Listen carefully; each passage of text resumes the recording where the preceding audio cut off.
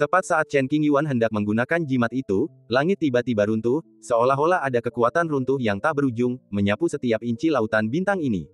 Mendongak, ia melihat cahaya putih tiba-tiba muncul. Chen Qingyuan berhenti menggunakan amulet dan matanya membeku. Zeng, sebuah pedang jatuh dari langit, bersinar sejauh ribuan mil, menekan tatanan langit dan bumi, dan menyebabkan asap tebal dan kabut yang memenuhi tempat itu menghilang satu demi satu.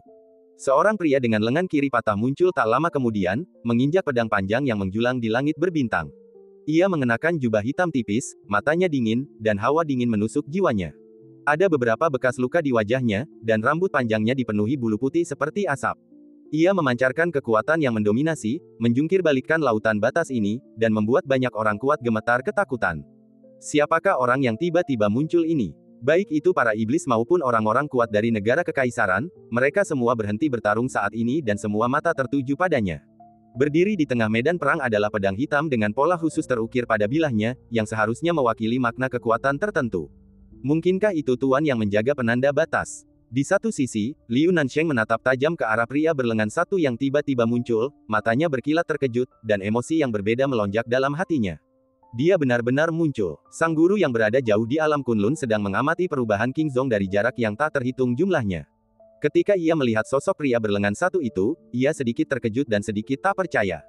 Tuan Ye, siapakah orang ini? Di suatu tempat di kehampaan, beberapa pria kuat yang baru saja melangkah ke jembatan ilahi memperhatikan kengerian di wajah Ye Changyan dan tubuhnya yang sedikit gemetar, dan bertanya dengan suara rendah. Sebagai orang ketiga terpenting di alam Kunlun, Ye Changyan tentu mengetahui beberapa rahasia dunia dan juga mengetahui identitas pria berlengan satu di depannya. Makhluk yang menjaga batas wilayah tidak boleh ikut campur dalam perselisihan di dunia manusia. Setelah beberapa saat, Ye Changyan menekan keterkejutannya dan berbicara dengan suara rendah dan gemetar. Ada 5 negara bagian di dunia, dan di bawah setiap negara bagian terdapat banyak sekali bidang bintang. Ini adalah tata letak dunia di era modern. Pada zaman kuno, puluhan ribu tahun yang lalu, belum ada yang namanya 5 benua. Seluruh alam semesta yang luas ini terhubung satu sama lain dan disebut Senzu. Ketika Chen Qingyuan memasuki tanah tua, dia melihat segala macam masa lalu Kaisar kuno Taiwei. Sebuah buku kuno mencatat sebuah kalimat, Kaisar Taiwei kuno menindas para pelaku kejahatan di generasinya, menindas Senzu, dan tak terkalahkan selama sisa hidupnya. Kemudian, terjadilah perubahan yang mengejutkan dan perang yang mengerikan pecah. Jembatan ilahi hancur berkeping-keping, dan Kaisar kuno Taiwei jatuh dari jembatan ilahi sebelum kematiannya. Ia menggunakan tubuhnya untuk menopang jembatan ilahi yang hampir runtuh sepenuhnya, sehingga menjaga secercah harapan bagi generasi mendatang. Perang itu menyebabkan terbaginya Tiongkok menjadi 5 negara. Terdapat lautan yang kacau di antara masing-masing negara bagian, dan badai yang kacau kadang-kadang meletus, yang sangat menakutkan. Di sudut laut kekacauan, berdiri sebuah monumen suci kuno yang telah lama hilang, asal-usulnya tidak diketahui. Konon, keberadaan monumen inilah yang mencegah hukum laut kekacauan terus berubah. Jika bukan karena monumen suci ini yang menekan hukum kekacauan, tak seorang pun akan mampu menyeberangi lautan kekacauan. Seiring waktu, kelima negara bagian mungkin tidak akan mampu memahaminya, dan konsekuensinya akan sangat mengerikan. Seiring dengan perubahan zaman, banyak orang berkuasa yang berspekulasi bahwa prasasti suci tersebut seharusnya ditinggalkan oleh Kaisar Taiwei kuno untuk melindungi rakyat dan mencegah tanah ini runtuh. Pria berlengan satu adalah penjaga monumen dalam kehidupan ini. Adapun mengapa dia harus menjaga penanda batas, sederhananya, itu adalah masalah warisan. Modao kuno ini merupakan pusaka. Tanggung jawab setiap penjaga monumen adalah melindungi monumen suci tersebut, dan mereka tidak boleh melanggarnya sepanjang hidup mereka. Modao memiliki jiwa yang dijiwai oleh teknik-teknik kuno. Setiap kali seorang master dipilih, ia adalah orang yang memiliki karakter dan bakat luar biasa, dan harus menjalani serangkaian ujian. Dugu Cangkong dan aku membuat perjanjian bahwa jika Sekte Qing dalam bahaya, aku akan membantu. Penjaga monumen itu berdiri di sana, tampak tanpa gejolak hukum apapun di tubuhnya, tetapi seperti seorang raja yang sangat mendominasi, matanya menunjukkan sedikit ketidakpedulian terhadap kehidupan, suaranya dingin dan tanpa emosi apapun. Bertahun-tahun yang lalu, saat kakek Dugu masih hidup, ia pernah mendatangi penanda batas tersebut. Penanda batas itu bersifat suci dan orang luar tidak diperkenankan mendekatinya. Sang penjaga monumen mulai bertarung dengan Dugu Cangkong tanpa mengucapkan sepatah kata pun. Dalam pertempuran itu, keduanya bertarung selama beberapa ronde, tanpa pemenang yang jelas. Namun, karena perbedaan senjata, Dugu Cangkong sedikit dirugikan, dan beberapa senjata suci tingkat tinggi miliknya hancur. Penjaga monumen sedikit terkejut dengan kemampuan bertarung Tuan Dugu. Hentikan tembakan sementara dan tanyakan tujuan kunjungan. Guru tua Dugu menyatakan asal-usul dan namanya secara langsung, berharap bahwa penjaga monumen akan membantu Kingzong pada waktu yang tepat. Penjaga monumen pada awalnya menolak karena sudah menjadi tugasnya untuk menjaga tempat itu dan tidak ikut campur dalam hal apapun. Orang tua itu membantah dengan tegas, katanya, jika bukan karena para martir Sekte Qing, dunia ini sudah lama berubah menjadi tanah iblis, dan tidak perlu ada lagi yang menjaga penanda batas ini. Menanggapi hal itu, sang penjaga monumen tetap diam dan tidak dapat membantah. Setelah sekian lama, sang wali menjelaskan situasinya. Bukannya ia tidak mau, tetapi ia telah bersumpah untuk tidak meninggalkan batas wilayah. Kecuali kehendak pedang warisan mengizinkannya, tidak ada ruang untuk negosiasi. Saya ingin berbicara dengan Saint Sword, apakah itu mungkin? Di suatu alam asing yang kacau, lelaki tua itu memandang Mo Dao di tangan sang penjaga monumen dan merenung. Penjaga monumen melemparkan pedang suci kuno ke depan dan melayang di tengah-tengah kedua sisi. Demi leluhur Sekte Qing, mohon tunjukkan belas kasihan, prajurit suci. Sikap Dugu Cangkong tulus. Namun, pedang suci tidak menanggapi. Setelah beberapa saat, Dugu Cangkong melepaskan energi pelindungnya yang mendalam dan perlahan berjalan menuju pedang suci dengan tatapan tegas, jika kau tidak mengizinkannya, maka kumohon mintalah prajurit suci untuk membunuhku. Ketika tanah iblis datang ke dunia suatu hari nanti, semuanya akan berakhir. Kamu gila, melepaskan penghalang pelindung itu sama saja dengan mencari kematian. Melihat hal ini, penjaga monumen yang biasanya tenang pun ketakutan dan berbicara untuk menghentikannya. Ini bukan senjata biasa, tetapi senjata suci kuno dengan hukum lengkap. Bahkan jika Dugu Cangkong memiliki tingkat kultivasi 8 langkah jembatan ilahi dan secara paksa membuka prinsip-prinsip Dao yang melindungi tubuhnya, jika ia mendekati pedang suci kuno, ia akan dimusnahkan oleh kekuatan pedang suci tersebut. Orang tua itu tidak takut mati dan berjalan menuju pedang suci selangkah demi selangkah. Berdengung, kekosongan di sekitar pedang suci itu perlahan-lahan terpelintir, seolah-olah hendak menelan sekelilingnya. Penjaga monumen tidak berusaha menghentikannya. Ini adalah pilihan Dugu Cangkong sendiri. Dugu Cangkong hendak memasuki jangkauan ruang terdistorsi dan akan terluka oleh hukum pedang suci. Tiba-tiba pedang suci itu bergetar sedikit dan berubah. Kehampaan kembali tenang, dan hukum-hukum yang mengerikan lenyap dalam sekejap, seolah-olah tidak terjadi apa-apa. Saya memenangkan taruhan. Dugu Cangkong mendongak ke arah pria yang menjaga monumen itu, sudut mulutnya sedikit terangkat, dan dia tersenyum cerah. Orang gila. Penjaga monumen itu mengambil kembali pisau sucinya dan terdiam cukup lama, dengan riak di matanya. Jadi, mereka berdua membuat perjanjian. Penjaga monumen dapat membantu Kingzong sekali, hanya dengan satu serangan. Setelah satu tebasan pedang, apapun hasilnya, orang yang menjaga monumen itu akan pergi dan tidak peduli lagi. Kemudian, lelaki tua itu menghubungi Sekte Buddha, Istana Lihua, Akademi Daoyi dan kekuatan lain untuk membuka jalan bagi masa depan Kingzong sebaik mungkin. Selain itu, ia juga menceritakan dasar-dasar Gunung Qingdao kepada Lin Changsheng, Chen Qingyuan, dan murid-muridnya sendiri. Setelah melakukan semua ini, lelaki tua itu mengintimidasi semua kekuatan di negara kekaisaran dan memaksa beberapa orang kuat untuk bersumpah, lalu bergegas ke jurang iblis. Hanya itu yang dapat kami lakukan. Apakah Kingzong dapat terlahir kembali dari abu dalam kekacauan tergantung pada takdir. Kembali ke kenyataan, kehampaan tak berujung. Penjaga monumen itu melihat sekeliling dan berkata dengan suara dingin, siapa yang berani menerima pukulan ini? Ledakan, langit berguncang, dan kekuatan hegemonik melonjak seperti gelombang besar, menenggelamkan setiap inci wilayah negara kekaisaran. 3 setan teratas mundur agak jauh ke belakang, siap untuk mengungsi kapan saja. Ye Changyan dan orang-orang kuat lainnya dari Shen Xiao juga menggerakkan kaki mereka tanpa sadar.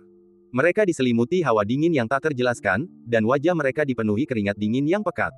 Tak seorang pun yang hadir, siapapun itu, memiliki keberanian untuk mengambil pedang dari penjaga monumen. Siapapun yang mengambilnya akan mati. Ledakan, cermin senjata suci, kekuatan kelas 1 yang jauh di beberapa bintang, hancur berkeping-keping karena tidak mampu menahan tekanan kuat dari penjaga monumen. Pemandangan serupa terjadi di banyak sudut ruangan. Para pemimpin berbagai pasukan merasa sangat tertekan dan segera mengeluarkan harta karun yang dapat melihat ke dalam kehampaan. Mereka tidak boleh melewatkan pemandangan seperti itu, kalau tidak, mereka akan menyesalinya seumur hidup. Setelah sekian lama, terdengar suara hampa dari kejauhan. Saya bersedia menerima pukulanmu dan melihat sejauh mana levelmu telah tercapai. Orang yang berbicara adalah bos dari alam Kunlun. Selama bertahun-tahun, ia mengasingkan diri, berharap dapat menembus alam surga dan manusia, serta mencapai tingkat yang lebih tinggi. Sayangnya, ia tak pernah mencapai apapun. Kehadiran penjaga monumen mempunyai pengaruh besar terhadap situasi Kingzong. Jika tidak ada yang menerima pukulan itu, Kingzong Zhen harus pergi ke tanah lamanya. Mungkin dia ingin mendapatkan pencerahan dengan menggunakan pisau, atau mungkin dia ingin memaksa orang-orang yang menjaga monumen untuk mundur dan membiarkan Kingzong jatuh ke dalam jurang. Oleh karena itu, Kunlun Jie memutuskan untuk menerima pukulan itu. Meskipun ada perbedaan besar dalam kekuatan tempur antara kedua belah pihak, tetap saja mustahil bagi penjaga untuk menekannya hanya dengan satu pedang. Tuo, penjaga monumen setuju. Kemudian, Mo Dao di bawah kakinya jatuh ke tangan kanannya. Dia tidak butuh waktu lama untuk mengumpulkan kekuatannya sebelum mengayunkan pisaunya ke arah suara itu. Itu membosankan dan biasa saja, tanpa fluktuasi kilauan Taoisme. Akan tetapi, tak seorang pun berani mengabaikan serangan pedang dari penjaga monumen. Cahaya pedang melintasi bermil-mil kehampaan, sampai ke alam Kunlun. Merobek, penghalang alam Kunlun langsung dipotong, seperti tahu, tanpa perlawanan sama sekali. Gunung-gunung dan istana terbelah dua, lalu dilahap oleh niat pedang dan hancur berkeping-keping. Desir, cahaya pisau memotong ujung alam Kunlun dan jatuh di badan batas. Ledakan, Jie Jin mengerahkan seluruh pengetahuan hidupnya ke dalamnya, mengerahkan banyak kartu truf Kunlun Realm, dan perlahan-lahan mengikis kekuatan pisau ini. Setelah beberapa saat, suara Jie mencapai wilayah Qingzhong, saya telah menangkap pedang Anda, Yang Mulia.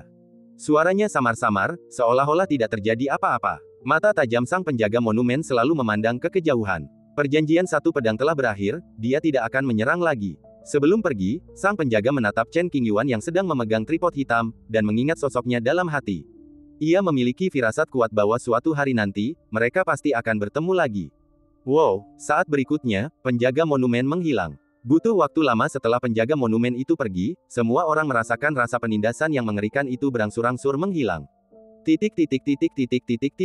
Alam Kunlun berada dalam kekacauan, banyak tempat berubah menjadi reruntuhan dan bahkan membentuk ruang aneh dan kacau, yang tampak sangat penuh kekerasan. Jauh di dalam suatu tempat rahasia, seorang lelaki tua mengulurkan tangan untuk menyentuh lubang berdarah di dadanya, wajahnya pucat. Pedang itu berisi semua kekuatan penjaga monumen dan kekuatan hukum pedang suci kuno. Kalau saja alam Kunlun tidak berdiri selama bertahun-tahun, Master Alam tidak hanya akan memiliki lubang berdarah di tubuhnya, kemungkinan besar dia akan kehilangan separuh nyawanya. Meskipun ia tidak terluka, fondasinya tidak rusak, dan ia hanya memerlukan waktu istirahat. Selain itu, kesadaran ilahi penguasa alam merasakan niat pedang tertinggi yang tersisa di kehampaan, ingin mendapatkan sedikit wawasan darinya. Penguasa alam tidak lagi peduli dengan urusan dunia luar. Ia langsung menutup ruang di sekitarnya dan mulai mundur. Jika waktu berlangsung terlalu lama, tubuh akan mudah terkikis oleh niat pedang, membuat luka makin parah. Para petinggi Kunlun Realm lainnya bergegas membersihkan kekacauan dan membersihkan reruntuhan tempat persembunyian mereka. Saat itu, mereka merasa seperti akan mati, seolah-olah telah melihat dunia lain.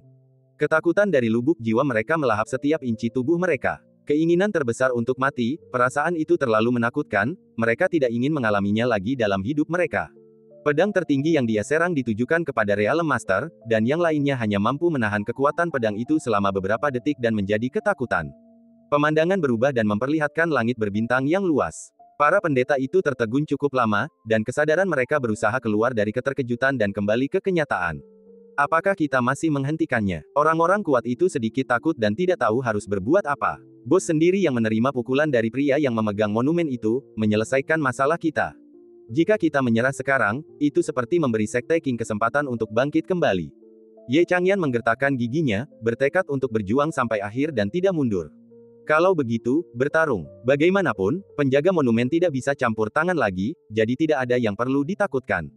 Bajingan-bajingan itu keras kepala sekali. Liu Nansheng dengan jelas merasakan fluktuasi hukum Ye Changyan dan yang lainnya, dan segera melangkah maju, bertekad untuk menghentikan mereka.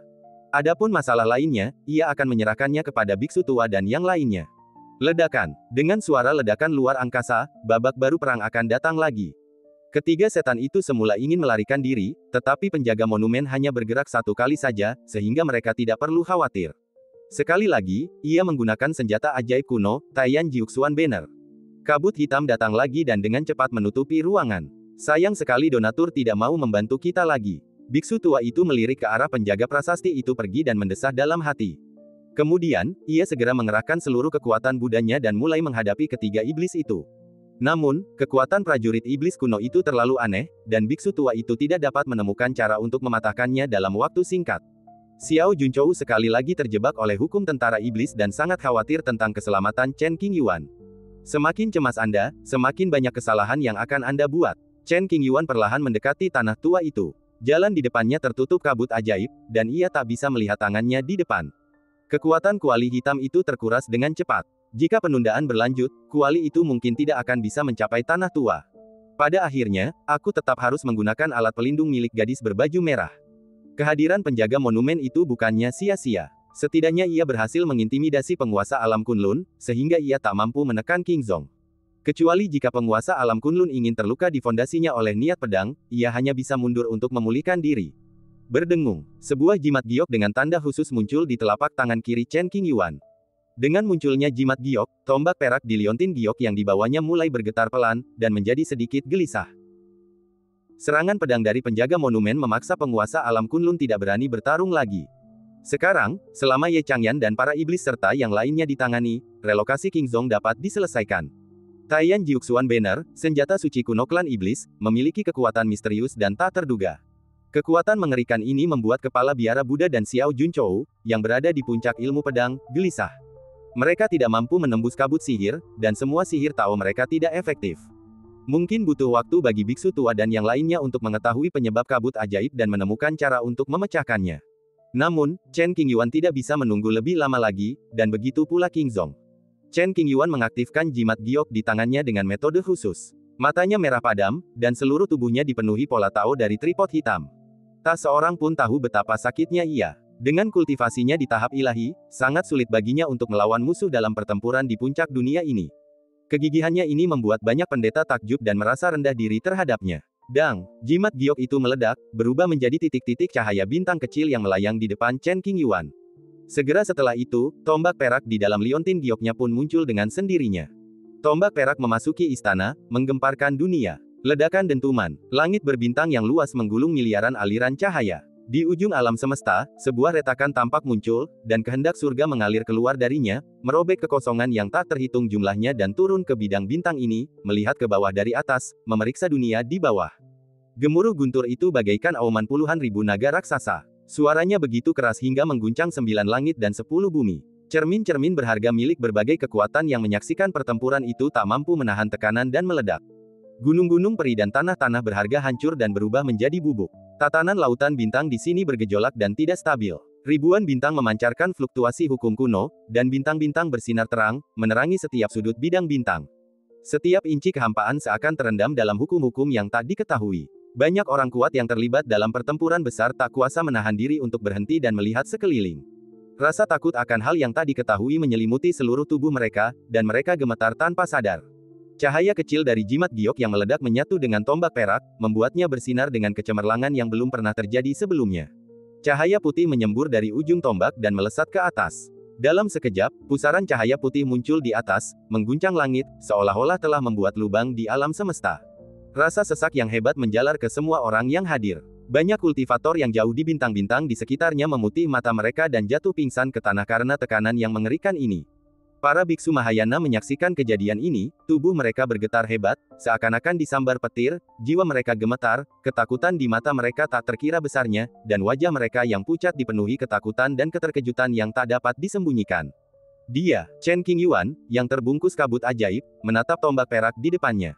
Ini adalah pertama kalinya ia menyadari bahwa tombak perak itu memiliki kekuatan yang begitu mengerikan.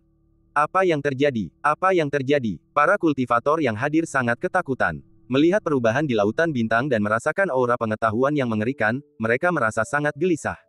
Di masa lalu, Chen Qingyuan telah mempelajari tombak perak berkali-kali dan merasa bahwa tombak perang kuno ini sangat keras.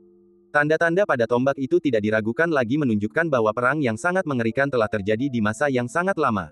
Tombak perak itu tetap abadi setelah bertahun-tahun yang tak terhitung jumlahnya, tersegel di sudut terpencil di hutan belantara utara, menunggu dalam diam. Alam liar utara, jurang langit. Saat jimat giok itu hancur, gadis berbaju merah merasakannya. Seperti biasa, dia mengenakan gaun merah terang dengan pita merah darah yang diikatkan erat di pinggangnya, yang dengan sempurna menonjolkan garis pinggang dan bentuk tubuhnya. Meski bertelanjang kaki, ia tak ternoda debu atau kotoran. Ia bagaikan peri yang jatuh ke dunia fana. Tak seorang pun di dunia ini yang tega menghinanya. Aku sungguh ingin berada di sisimu dan menghadapi ini bersamamu. Gadis berbaju merah mengulurkan tangannya ke arah kekosongan di depannya, tangannya sempurna dan halus. Aku di sini, menunggumu. Dalam keadaan linglung, dia menyentuh pipi Chen Qingyuan dengan lembut, dan sedikit kelembutan perlahan muncul di matanya yang tenang. Baik 1000 tahun atau 10.000 tahun, hatinya tidak akan pernah berubah. Dalam sekejap, gambaran fantasi itu hancur, dan jejak kelembutan itu tersembunyi jauh di lubuk hatinya. Dengan tatapan acuh tak acuh, ia sekali lagi menatap teratai merah yang berdiri di atas gunung peri, yang hanya bisa dilihat dari kejauhan tetapi tak tersentuh. Tepatnya, amulet ini bukanlah kekuatan milik gadis berbaju merah, melainkan tanda kekuatan spiritual khusus yang mampu menghidupkan kembali tombak perak yang sedang tertidur untuk sementara. Bahkan sesaat kesadaran dapat menyelesaikan semua masalah di dunia. Gadis berbaju merah telah lama tinggal di Tianyuan, bertahan hidup di dunia selama 300.000 tahun. Ia dianggap sebagai orang mati oleh kehendak asal-usul surga. Jika kekuatan gadis berbaju merah muncul di luar Tianyuan, kemungkinan besar hal itu akan disadari oleh Tianyuan, yang bukan saja tidak akan bisa membantu, tetapi malah akan membuat situasi semakin rumit. Jimat yang hampir tidak dapat menghidupkan kembali tombak perak dan memungkinkannya bertarung. Namun, ini hanya dapat dilakukan satu kali, tidak dua kali. Tombak perak itu telah lama rusak dan terkikis oleh kekuatan waktu. Jika tombak perak digunakan terlalu sering, tombak itu pasti akan rusak dan tidak dapat diperbaiki. Tidak seorang pun tahu seperti apa suasana pertempuran besar 300.000 tahun lalu. Dapat diperkirakan bahwa pertempuran tersebut telah menjungkirbalikkan tatanan dunia, menyebabkan jatuhnya banyak sekali tokoh kuat, dan bahkan menyebabkan terjadinya perpecahan dalam sejarah. Apakah Tianyu takut? Atau apakah itu semacam eksistensi misterius yang mengendalikan segalanya dan mempermainkan dunia manusia dari jurang tak berujung?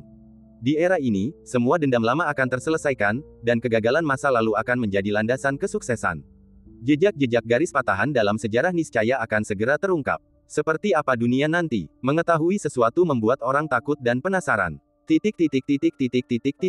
Mereka semua adalah ladang bintang, jauh di dalam langit berbintang. Tombak perak itu bergetar sedikit, mengeluarkan suara, dentang, seolah-olah mengungkapkan niat baik kepada Chen Qingyuan. Kuali hitam raksasa yang menyerupai bintang itu tampak mengenali tombak perak itu dan bergetar hebat. Pergerakan kuali hitam itu menekan Chen Qingyuan, yang sudah berada di bawah tekanan hebat. Tubuhnya sedikit merosot, dan lututnya sedikit menekuk. Berdengung. Seolah tidak puas dengan kuali hitam, tombak perak menjatuhkan hukum pada kuali hitam. Ledakan. Bagian dalam kuali hitam bergetar sedikit, dan kecerdasan spiritual yang tersisa bergetar, tetapi segera menekan emosinya dan tetap stabil. Pada saat ini, Heiding Lingzi mulai merindukan hari-hari di Gunung Yuksu. Menengok ke masa lalu, kuali hitam didukung oleh seluruh sekte teratas. Mereka memiliki semua yang diinginkan dan sumber daya yang tak terbatas. Perasaan itu sungguh nyaman. Tidak seperti sekarang, di mana aku harus begitu rendah hati dan bahkan tak punya keberanian untuk membantah. Hidup ini begitu keras. Paman Ding, aku bisa membungkuk dan meregang, aku akan menahannya. Kuali hitam kuno menghibur diri, dengan sungguh-sungguh menjalankan tugasnya, dan bertekad untuk tidak membiarkan Sekte Qing di dalamnya menderita kerugian apapun. Jika tidak, bahkan jika kuali hitam digunakan sebagai urinoir, ia tidak akan mampu menebus kelalaiannya dalam menjalankan tugas. Zeng, kelembutan Silver Spear sepenuhnya diberikan kepada Chen Qingyuan. Setelah beberapa saat menarik napas, tombak perak itu bergerak sendiri dan langsung menuju ke arah tanah tua. Desir, seberkas cahaya keperakan menyapu langit berbintang yang tak berujung, langsung menyapu bersih kabut iblis yang tak terbatas. Biksu tua dan Xiao Junchou masih mempraktikkan sihir Tao mereka di dalam kabut ajaib, setelah menemukan cara untuk menghancurkannya. Tiba-tiba, kilatan cahaya perak menghilangkan kabut ajaib, membuat mereka berdua terkejut. Setelah tertegun sejenak, keduanya melihat bayangan cahaya dingin dan kekuatan suci mengerikan yang memenuhi setiap sudut langit berbintang. Tubuh mereka bergetar beberapa kali tanpa sadar, jantung mereka berdebar lebih cepat, dan wajah mereka dipenuhi keterkejutan. Ledakan. Dengan suara keras, tombak perak itu menusuk ke arah prajurit iblis kuno yang menghalangi jalan tengah. Kedua senjata Tao kuno itu saling beradu sebentar, dan akhirnya berakhir dengan hancurnya senjata iblis kuno tersebut. Tidak, ini tidak mungkin. 3 iblis terkuat, yang mengendalikan 9 panji mendalam Taiyan bersama-sama, tak pernah menyangka senjata iblis kuno itu akan hancur hanya dengan satu pukulan. Mereka menahan serangan balik dari senjata iblis yang hancur itu, menampakkan ekspresi ketakutan dan berteriak dengan suara melengking. Engah. Tombak perak itu begitu cepat sehingga setelah menembus para prajurit iblis kuno, kekuatannya tidak berkurang dan tepat berada di depan ketiga pemimpin iblis. Kemudian, ujung tombak itu menembus tubuh seorang pemimpin iblis. Ah! Iblis yang tubuhnya tertusuk tombak perak itu merasa vitalitasnya cepat memudar. Ekspresi wajahnya sangat ganas, dan mulutnya menganga lebar. Ia ingin bersuara, tetapi tenggorokannya seperti tersangkut sesuatu, dan sulit baginya untuk mengucapkan satu kalimat lengkap. Dengan ledakan, tubuh iblis itu tak mampu menahan kekuatan hukum tombak perak dan langsung meledak. Jiwa dan tubuhnya lenyap seketika, seolah-olah ia tak pernah berada di dunia ini. Meskipun 2 iblis lainnya tidak terluka langsung oleh tombak perak, sisa kekuatannya sama-sama tak tertahankan bagi mereka. Luka-luka besar muncul di tubuh mereka, dan kulit serta daging mereka menggulung beberapa kali, memperlihatkan tulang-tulang putih dingin mereka. Pemandangan itu sungguh mengerikan. Mundur, mundur cepat. Kedua iblis itu begitu ketakutan hingga jiwa mereka meninggalkan tubuh mereka dan mereka hampir menyerahkan tubuh mereka. Untungnya, kekuatan tombak perak itu tidak ditujukan kepada mereka, memberi mereka kesempatan untuk melarikan diri. Apa King Zong, apa prajurit iblis, tak satu pun dari mereka yang lebih penting daripada nyawa sendiri. Pada saat ini, iblis itu mengabaikan segalanya dan bergegas menuju kehampaan yang jauh seperti orang gila, membakar hidupnya dan menghabiskan masa hidupnya, hanya untuk melarikan diri dari lautan bintang ini dan menjauh dari medan perang ini. Apakah itu tombak perak? Ada hal ajaib di dunia ini. Aku tahu tombak perak ini adalah senjata Chen Qingyuan. Pada pesta besar tiga klan, Chen Qingyuan pernah menggunakan senjata ini dan mengalahkan pejuang terhebat di Xinjiang Barat, menindas rekan-rekannya sedemikian rupa sehingga mereka bahkan tidak berani mengangkat kepala. Sejak berakhirnya pesta Qimai, Chen Qingyuan tidak pernah menggunakan tombak perak lagi, dan selalu menampilkan dirinya sebagai seorang kultivator pedang. Pantas saja dia menyembunyikan tombak perak itu, tombak ini sungguh mengerikan. Petik 2. Bentrokan singkat antara tombak perak dan senjata iblis kuno baru saja terjadi, memungkinkan banyak kultivator untuk melihat dengan jelas wujud asli tombak perak dan membuat mereka benar-benar ngeri. Seorang jenius yang sebelumnya berpartisipasi dalam pesta 10 Vena mengungkapkan kepemilikan tombak perak. Hukum tertinggi meliputi setiap sudut lautan berbintang, dan kekuatan semua jalur saling terhubung membentuk jaring raksasa yang mengunci wilayah ini. Inilah kekuatan kehendak Dao Agung yang memata-matai jejak tombak perak, berusaha menangkap jejak masa lalu, dan menyembunyikan kejadian 300.000 hari yang lalu. Namun, kekuatan tombak perak itu tidak terhalang oleh kehendak Dao Agung, dan segera mencapai tanah lama secara langsung. Kemanapun ia lewat, terbentuklah jalan perak yang lebar dan luas. Titik awal jalan berada di kaki Chen Qingyuan. Ujung jalan adalah tanah lama. Chen Qingyuan sedang berjalan di jalan seluas Bima Sakti, tampak sangat mempesona di langit berbintang yang tak terbatas. Tak terhitung pasang mata yang berkumpul dan tertuju pada Chen Qingyuan. Emosi yang sangat kompleks berfluktuasi di mata semua orang, tak terlukiskan. Entah itu mengejutkan atau tidak dapat dipercaya. Tidak ada seorang pun yang dapat menghalangi Chen Qingyuan lagi. Jalan menuju Laut Perak diubah oleh kekuatan senjata. Siapa saja yang mendekat akan dibunuh dan lenyap seperti iblis tadi, tanpa meninggalkan sisa sedikit pun. Hari ini pasti akan tercatat dalam sejarah. Pada hari ini, nama Chen Qingyuan akan bergema di seluruh dunia, bahkan lebih bergema daripada pesta 100 Meridian. Di masa depan, ia pasti akan menjadi legenda pada masanya. Tidak, tepatnya, dia sudah menjadi legenda. Para jenius seusia itu mendongak ke arah sosok Chen Qingyuan yang melangkah maju, dan tidak lagi punya pikiran untuk bersaing dengannya, tetapi hanya rasa kagum yang mendalam. Kesenjangan antara Chen Qingyuan dan para penjahat masa kini makin membesar. Tidak peduli berapa banyak kekuatan orang yang diandalkannya, tidak dapat disangkal bahwa penampilannya memberi King Zong harapan. Dia sendiri yang mengangkat seluruh sekte Qing. Langsung menuju tanah lama, tidak seorang pun dapat menghentikannya. Xiao Junchou menatap kosong ke arah Chen Qingyuan. Chen yang tadinya tenang, kini menunjukkan ekspresi terkejut dan takjub. Ia bergumam dalam hati, keberuntungan macam apa yang dimiliki anak ini. Menatap tombak perak yang berdiri di tanah tua, Xiao Junchou tiba-tiba menyadari bahwa ia belum pernah memahami Chen Qingyuan. Keponakannya jelas tidak sesederhana yang terlihat oleh mata telanjang. Betapa mengerikannya para prajurit suci ini. Beberapa biksu agung gemetar dan bertanya, apakah ini senjata kekaisaran? Tebakan prajurit kaisar itu menimbulkan kegemparan besar. Itu jelas bukan senjata kekaisaran. Seorang pakar tingkat atas yang pernah mengunjungi istana kekaisaran wilayah selatan menegaskan, itu di atas senjata suci, tetapi di bawah senjata kekaisaran. Senjata hidup kita sendiri tidak sebanding dengannya. Dibandingkan dengannya, itu hanyalah besi tua. Lonceng kuno di dalam istana kekaisaran benar-benar senjata kekaisaran milik raja. Bahkan melalui penghalang istana kekaisaran, mereka yang berada di luar dapat merasakan kekuatan mengerikan dari prinsip-prinsip senjata kekaisaran. Lonceng itu memiliki kekuatan yang begitu dahsyat hingga dapat menghancurkan langit dan bumi, tak terkendali oleh manusia biasa. Kepindahan klan Qing ke Tanah Lama adalah sebuah kesimpulan yang sudah pasti. Pada saat ini, tidak seorang pun berani maju untuk menghentikannya. Di tengah langit berbintang yang kacau, hanya sisa-sisa pertempuran yang terasa. Tak terhitung banyaknya biksu yang telah mengukir adegan ini jauh di dalam pikiran mereka, dari jembatan ilahi hingga generasi biksu yang lebih muda, semuanya dengan wajah ngeri. Donor Chen adalah variabel di luar Tianyu.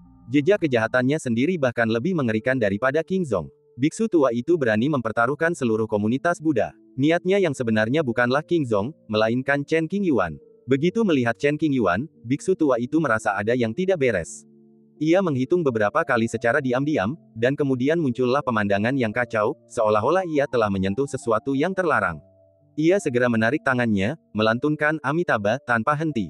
Beberapa jam kemudian, Chen Qingyuan menginjak tanah tua yang telah digali. Tubuhnya dipenuhi bercak darah hitam. Darah merembes ke pakaiannya dan bercampur dengan bercak darah tersebut. Ia tak lagi tampak seperti manusia. Dengan napas ini, Chen Qingyuan memaksakan diri untuk memimpin jalan bagi He Ding, dan mereka akhirnya akan mencapai tujuan mereka.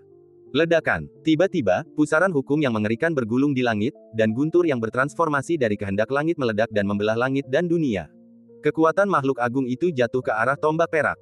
Tombak perak itu hidup kembali, menarik perhatian pria besar itu. Zeng, dalam keadaan seperti itu, Silver Spear tahu bahwa mustahil baginya untuk tetap berada di sisi Chen Qingyuan. Bukan hanya karena kekuatan Great Demon, tetapi juga terkait dengan situasi di dunia. Dengan kemampuan Chen Qingyuan, menyimpan tombak perak itu padanya akan menjadi bencana, bukannya berkah. Memanggil, tanpa ragu, ujung tombak perak itu merobek kehampaan, melintasi bidang bintang yang tak terhitung jumlahnya, dan pergi ke tujuan yang tidak diketahui. Kekuatan binatang buas itu lenyap pada saat yang sama, mengejar tombak perak. Adapun Chen Qingyuan, dia melirik ke kejauhan, mengangkat tripod dan melangkah ke tanah tua yang diselimuti kabut merah, lalu menghilang tanpa jejak. Mengapa tombak perak itu hidup kembali? Mengapa dia bisa mengendalikan kuali hitam kuno? Chen Qingyuan tidak memikirkannya, dia akan mendapatkan jawabannya nanti. Ia kini sangat kelelahan dan tak punya tenaga untuk memikirkan kemana tombak perak itu pergi. Satu-satunya yang dipikirkannya adalah menata Sekte Qing dengan baik tanpa membuat kesalahan. Di tengah kabut merah tak berujung, kemanakah Chen Qingyuan harus memindahkan King Zong? Ledakan dentuman. Terdengar ledakan suara di telingaku, bercampur dengan teriakan dan jeritan pembunuhan dari akhir waktu. Kabut merah tanah tua mengandung kekuatan hukum waktu. Chen Qingyuan berhenti sejenak, menatap kabut merah di sekelilingnya, merasa sedikit bingung. Di manakah kota kuno yang dimasukinya saat terakhir kali datang ke sini? Apakah ini tuntunan takdir atau sentuhan yang tak terduga? Setelah berpikir sejenak, Chen Qingyuan menyadari bahwa energi kuali hitam hampir habis dan dia harus segera membuat pilihan. Jadi, Chen Qingyuan menutup matanya dan mulai bergerak maju berdasarkan intuisi jauh di dalam hatinya. Tutup mata Anda erat-erat dan terus bergerak maju. Kilatan pedang dan bayangan pisau berkelebat di sekelilingnya, dan suara pertempuran bergema di telinganya. Jejak waktu tidak dapat memengaruhi langkah Chen Qingyuan, juga tidak dapat menggoyahkan hatinya yang teguh. Setiap kali kekuatan waktu kuno bertabrakan dengan Chen Qingyuan, kekuatan tak dikenal akan lewat dan semuanya akan kembali tenang. Kabut merah tebal itu mengandung kekuatan yang tak terbayangkan, membuat mata telanjang dan kesadaran ilahi tidak efektif. Setelah berjalan dalam waktu yang tidak diketahui, Chen Qingyuan telah mencapai batasnya. Di sekujur tubuhnya terdapat puluhan luka mengerikan, dan tubuhnya miring, seakan-akan hendak dihancurkan oleh kuali hitam itu. Kuali hitam tidak ingin melakukan ini, tetapi ia tidak bisa mengendalikan diri. Kekuatan kecil yang tersisa hanya bisa digunakan untuk melindungi King Zong dan mematuhi perintah Chen Qingyuan tanpa gagal. Chen Qingyuan melangkah maju dengan susah payah. Seberbahaya apapun tempat di depannya, ia tak mampu menghentikannya. Penting untuk membiarkan King Zong menemukan tempat yang damai di tanah lama sehingga mereka tidak perlu khawatir diserbu oleh musuh asing dan dapat meluangkan waktu untuk berkembang. Ledakan. Retakan mulai muncul pada badan tripod hitam, karena ia rusak saat mencoba melindungi King Zong. Setelah sekte dipindahkan, kuali hitam tidak akan mampu lagi menyerap sumber daya. Hanya 1/10 dari kecerdasannya yang tersisa, dan melindungi King Zong sudah menjadi batasnya. Jika seseorang memurnikan sumber daya sambil merelokasi sekte, akan sangat mudah untuk memurnikan King Zong di kuali juga. Ledakan. Chen Qingyuan tak tahan lagi. Tubuhnya tiba-tiba miring dan ia setengah berlutut di tanah. Darah terus mengalir dari lukanya dan ia tampak merana. Kita seharusnya sudah ada di sini sekarang. Sentuhan yang dalam di jiwanya membuat Chen Qingyuan perlahan membuka matanya. Saat aku membuka mataku, kabut merah di sekelilingku semakin tipis. Tak jauh di depan, berdiri sebuah kota kuno, yang entah sudah berapa lama ada di dunia. Bekas-bekas berbintik di dindingnya adalah jejak yang ditinggalkan oleh waktu. Keluar, mengumpulkan sisa tenaganya, Chen Qingyuan berteriak serak. Saat ia membuka mulutnya penuh darah kental. Darah di giginya membentuk garis, membuatnya terlihat sangat jelas. Matanya tertutupi darah seperti jaring laba-laba. Padahal kuali hitam itu sudah tidak sanggup lagi bertahan dan sudah mencapai batasnya sejak lama. Bahkan dengan mengorbankan Ding Po Lingsan, He Ding tetap bertahan. Ledakan. Mendengar perintah Chen Qingyuan, energi yang sangat kuat meledak dari mulut kuali hitam, dan sebuah bintang perlahan melayang ke atas. Orang-orang Sekte Qing di dalam kuali tidak tahu apa yang terjadi di luar. Pada saat ini, seberkas cahaya redup bersinar masuk, dan semua orang di Sekte Qing menegang dan mendongak. Sebelum tertidur, Chen Qingyuan terus mendongak. Saat dia melihat orang-orang Qing Sekte yang samar-samar, senyum menyedihkan muncul di sudut mulutnya. Celepuk, Chen Qingyuan lelah dan jatuh ke tanah, matanya terpejam dan dia tertidur. Saat hendak pingsan, Chen Qingyuan samar-samar mendengar panggilan cemas kakak seniornya. Panggilan adik junior yang menyayat hati itu terasa seperti lagu pengantar tidur. Titik. Dunia luar adalah lautan bintang yang luas. Dunia belum pulih dari apa yang baru saja terjadi. Keheningan menyelimuti, dan pemandangannya sungguh aneh.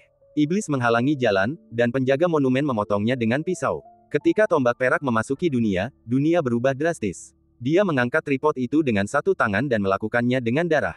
Hingga saat ini, ketika sosok Chen Qingyuan menghilang dari tanah lama, warna-warna lain secara bertahap muncul di mata setiap orang, dan adegan sebelumnya masih terputar kembali dalam pikiran mereka. Berita telah sampai bahwa tombak perak misterius itu telah sampai di Gunung Ziyun. 17 jalur guntur surgawi menyambar, menghancurkan daratan di sekitar Gunung Ziyun, hanya menyisakan gunung yang berdiri tegak. Gunung Ziyun tidak hanya memiliki jejak hukum kehendak surga, tetapi juga mengandung kekuatan kuno. Akan tetapi, sekalipun guntur bergemuruh dari langit, hal itu tidak dapat mengguncang gunung ini sedikit pun. Mengingat masa lalu, Dewa Pedang Changgeng telah 2 kali mendaki gunung untuk bertarung, dan keduanya berakhir dengan kegagalan. Adegan-adegan itu terasa begitu nyata, seolah baru kemarin. Tombak perak itu tertancap di suatu tempat di Gunung Ziyun. Kilaunya kusam dan terdapat beberapa retakan di badan senjata. Kelihatannya tak dapat diperbaiki dan cukup parah. Roh tombak yang berharga itu tertidur dan tidak diketahui kapan ia akan bangun lagi. Ia memilih mendarat di area Gunung Awan Ungu agar tidak ditangkap orang lain. Tempat ini tidak dapat diakses oleh manusia, dan bahkan jembatan ilahi pun harus mempertimbangkan konsekuensinya. Selain itu, ia sengaja mengungkap keberadaannya dan tetap tinggal di Gunung Ziyun karena tidak ingin Chen Qingyuan menjadi sasaran kritik publik. Jika engkau berdiri di tempat yang tinggi, datanglah dan temukan aku. Aku berbaring di sini dengan tenang, menunggu kepulanganmu. Kabar tentang tombak perak akan segera menyebar ke seluruh dunia. Saat itu, seorang individu yang kuat tidak akan mampu menahan godaan dan ingin menginjakan kaki di Gunung Awan Ungu. Pada tahun-tahun berikutnya, banyak orang kuat meninggal di Gunung Ziyun. Tentu saja, di dunia yang kejam ini di mana keuntungan adalah segalanya, beberapa orang menolak untuk mundur bahkan ketika mereka tahu mereka berada dalam situasi berbahaya dengan risiko kematian yang tinggi. Karena selalu ada orang-orang bodoh yang merasa diri mereka adalah orang-orang pilihan, terlahir luar biasa, dan diberkati oleh surga. Mereka tak menyadari bahwa dunia ini penuh dengan kemakmuran tanpa akhir, dan tidak mudah bagi manusia untuk bertahan hidup. Bagaimana mungkin mereka berhak menyentuh hal-hal yang bukan milik mereka? Tanpa kekuatan, memaksakan hal-hal itu hanya akan membawa mereka jatuh ke dalam jurang, yang tak dapat dipulihkan. Semua orang memahami kebenaran, tetapi sulit untuk benar-benar mengendalikan pikiran jahat di hati Anda. Setelah sehari, tak akan ada jejak sekte Qing di langit berbintang ini. Tanah tua adalah tujuan akhir. Semua orang memandang tanah lama mereka dengan perasaan campur aduk. Citra Chen Qingyuan akan terukir kuat di benak banyak orang dan tidak akan pernah terlupakan. Mengangkat dan menggoyangkan tripod, menggerakkan klan dan menggeser posisinya. Bahkan para pejuang tangguh dari berbagai ras yang terbiasa dengan badai pun tak kuasa menahan gemetar jiwa dan melontarkan kata-kata takjub. Ada banyak sekali niat membunuh di tanah lama. Sekte Qing telah bermigrasi ke tanah lama, dan kemungkinan untuk bertahan hidup terlalu rendah. Setiap kali para biksu Mahayana yang pernah ke tanah air mengenang pengalaman mereka di sana, mereka akan berkeringat dingin dan diliputi rasa takut. Perkelahian di hari kedua berakhir ketika Chen Qingyuan melangkah ke kabut merah di tanah lama. Orang-orang istana Lixi dan Sekte Buddha menatap tanah tua itu dengan ekspresi khawatir, berdoa agar Chen Qingyuan dan King Zong dapat mengubah bencana menjadi keselamatan dan menciptakan keajaiban lainnya. Donor Chen adalah pria yang sangat beruntung. Dia pasti akan kembali ke dunia suatu hari nanti. Sang biksu tua itu sungguh-sungguh mempercayai hal ini, menangkupkan kedua tangannya, menundukkan alisnya dan bergumam pada dirinya sendiri. Awalnya saya pikir situasinya tidak akan terlalu serius. Bahkan jika beberapa orang di Dizu ingin menyerang King Zong, mereka pasti akan melakukannya selangkah demi selangkah. Siapa tahu, sebuah uji coba akan mengarah pada hasil seperti ini. Liu Nansheng mengambil langkah ringan dan langsung tiba di samping biksu tua itu, tetapi kekhawatiran di matanya tidak pernah hilang. Inilah yang direncanakan Donor Chen. Dia tidak ingin Sekte Qing menjadi seonggok daging di talenan, yang bergantung pada belas kasihan orang lain. Dengan kembali ke tanah air, Sekte Qing tidak perlu khawatir tentang invasi asing sepanjang hari. Biksu tua itu mendesah pelan, dan dia mengagumi keberanian Chen Qingyuan, yang dapat dikatakan telah mengguncang dunia dan menggemparkan dunia. Era baru telah menandai dimulainya tahap berikutnya. Tidak akan lama lagi sebelum semua ras bertarung demi supremasi dan para pahlawan bersaing demi supremasi di masa-masa sulit. Tuan kedua, jimat kehidupan anak itu belum rusak, jadi tidak perlu terlalu khawatir. Di suatu tempat di kehampaan, semua Master Akademi Daoyi berkumpul di depan Xiao Junchou, membungkuk dan memberi hormat dengan penuh hormat. Chen Qingyuan adalah penerus Sekte Qing dan murid Akademi Daoyi. Melalui jimat kehidupan, seseorang dapat menentukan apakah Chen Qingyuan masih hidup atau sudah meninggal. Sehat. Sekalipun Xiao Junchou punya 1000 kata untuk diucapkan, saat ini semua itu hanya bisa berubah menjadi desahan panjang. Matanya yang dalam menatap tanah tua di kejauhan, ekspresinya acuh tak acuh, dan ia memancarkan aura dingin yang membuat orang takut mendekatinya. Memang benar dia khawatir pada Chen Qingyuan, tapi yang membuat Xiao Junchou paling khawatir adalah hal lain. Dia tidak tahu bagaimana menjelaskannya kepada Dekan Daoyi. Ini adalah pertama kalinya selama bertahun-tahun yang tak terhitung jumlahnya, Dekan meminta bantuan, meminta Xiao Junchou untuk melindungi Chen Qingyuan dan tidak membiarkannya diganggu oleh orang tua itu.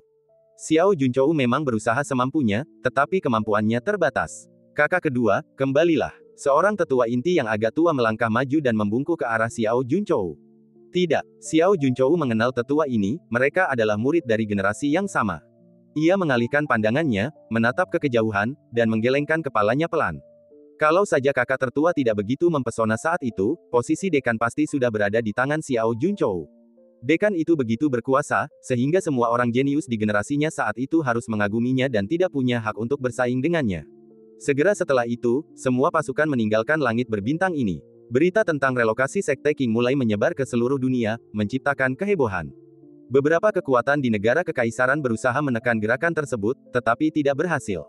Masalahnya telah menjadi terlalu serius, dan bahkan sekte-sekte teratas di negara kekaisaran tidak dapat membantu. Prestasi King Zong dalam menumpas jurang iblis tidak perlu diragukan lagi. Tanah suci Tujuh Ding dan banyak kekuatan lainnya muncul dan menekan Sekte Qing selangkah demi selangkah, mengakibatkan Sekte Qing terpaksa pindah ke tanah lamanya. Untuk sementara waktu, reputasi sekte-sekte ini sangat terpengaruh, dan mereka menjadi penjahat di mata dunia.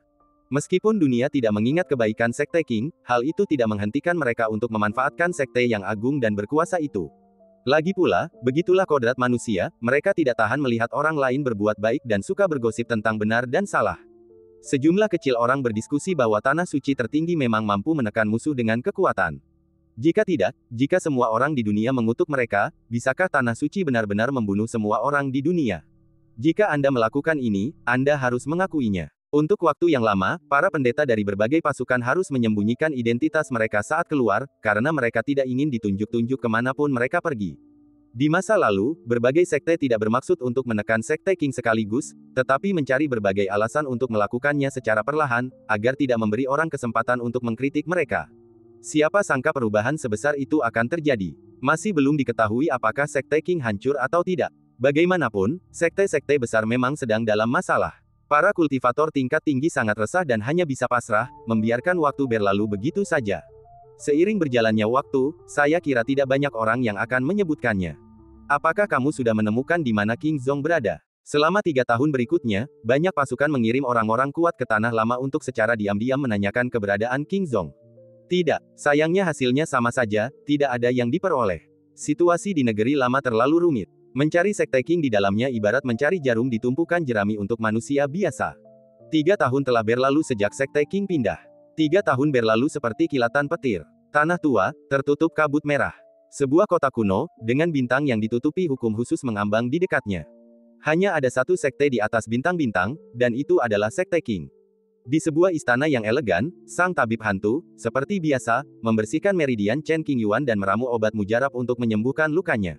Akan sembuh dalam beberapa bulan. Tabib hantu meminta Chen Qingyuan meminum ramuan pahit itu, memeriksa tubuhnya, dan tersenyum lega. Terima kasih sudah merawatku selama ini, kakak. Setelah perkelahian itu, Chen Qingyuan koma selama beberapa bulan. Lin Changhe dan yang lainnya sangat cemas, tetapi dengan dokter hantu yang bertanggung jawab, mereka berhasil menstabilkan luka Chen Qingyuan. Setelah 3 tahun perawatan terus-menerus, akhirnya ada harapan untuk pulih. Jika bukan karena dokter hantu itu, kondisi Chen Qingyuan mungkin akan sangat buruk, dan dia tidak akan bisa berbicara dan tertawa sekarang. Dasar brengsek, keluar dan tutup pintunya. Sang dokter hantu, yang mengenakan kerudung hitam, memberikan tatapan dingin dan arogan lalu mulai mengutak-atik ramuan ajaib. Setelah beristirahat sejenak, Chen Qingyuan berjalan keluar istana. Mengikuti instruksi saudari dokter hantu, ia secara alami menutup pintu rapat-rapat untuk mencegah suara bising dari luar masuk ke dalam rumah. Di aula samping Sekte Qing, seorang pemuda berjubah hitam gelap duduk di tepi danau, menatap danau dengan ekspresi tak berdaya di wajahnya. Orang ini adalah Chang Ziqiu, salah satu dari 10 orang luar biasa di Northern Wilderness. Saat itu, Chang Ziqiu ingin mencari tahu asal-usul giok darah berbentuk naga dan datang ke King Zong untuk berbicara dengan Chen Qingyuan. Namun, karena Chang Ziqiu tidak punya tujuan lain, ia tetap tinggal di King Zong sebagai tamu dan bersedia membayarnya. Terjadilah perkelahian yang sangat berbahaya. Chang Ziqiu mengikuti King Zong ke tanah tua. Pak Tua Chang, apakah kamu sedang linglung? Chen Qingyuan mengenakan jubah hitam ketat berwarna putih muda, dengan senyum di wajahnya, dan berjalan cepat keluar pintu. Chang Ziqiu tidak menanggapi dan bahkan tidak menatapnya. Akhir-akhir ini, Chen Qingyuan sering datang berkunjung. Tentu saja, dia datang ke sini seringkali untuk suatu tujuan. Jangan duduk di sana seperti orang bodoh. Mau pergi ke tempat lain bersamaku? Tanya Chen Qingyuan sambil duduk di sebelah Chang Ziqiu dan tersenyum. Tidak, Chang Ziqiu menjawab dengan acuh tak acuh. Apakah kamu masih marah? Chen Qingyuan mengeluarkan anggur, tatapan provokatif di matanya tidak disembunyikan sama sekali.